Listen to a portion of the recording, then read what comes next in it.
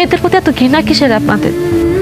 শুধু আপনি না, পৃথিবীর হাজার হাজার পরিবার, হাজার হাজার স্বামী, পিতা শুনলে মেয়ে সন্তান হওয়ার শুনলে তাদের চেহারা চেঞ্জ হয়, তার আচরণ চেঞ্জ হয়ে যায়।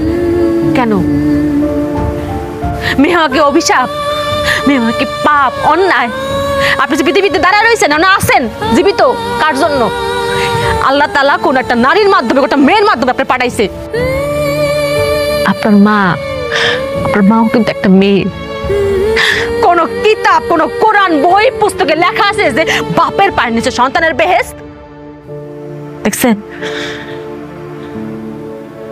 দেখবেন না তো। লেখা আছে কোথায়? মায়ের পায়ের নিচে সন্তানের বেহেশত। সে মা একটা মেয়ে।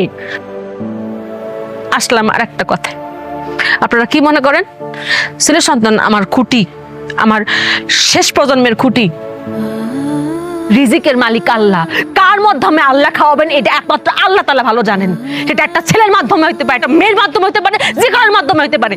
কেউ কাউরে খাওয়াইতে পারে না। আল্লাহ পাক খাওয়ান কারোর মাধ্যমে হয়, কারোর উসিলা হয়। আর ছেলেটা যদি খুঁটি হইতো তাহলে এই বাংলাদেশে বৃদ্ধাশ্রমের সংখ্যা বাড়তো না। বাংলাদেশে এমন একটা বৃদ্ধাশ্রম খুঁজে পাবেন না যে বাপ মারে কোনো মেয়ে বৃদ্ধাশ্রমে দিয়াইছে। খোঁজ নিয়ে দেখেন, প্রত্যেকটা বৃদ্ধাশ্রমে দিয়াইছে তার ছেলে সন্তান। তাইলে মেয়েদের দোষটা কেন? আপনাদের আরেকটা ভুল ধারণা যে ভবিষ্যতের মুখ উজ্জ্বল করবো আবার পোলা। খালি কি পোলারাই করে? মেয়েরা করে না? পৃথিবীর কোন কাজে কোন জায়গা মেয়েরা নাই? কোন জায়গা মেয়েরা পিছিয়ে আছে কোন তো? ডাক্তার, ইঞ্জিনিয়ার, পাইলট কোন জায়গা নাই?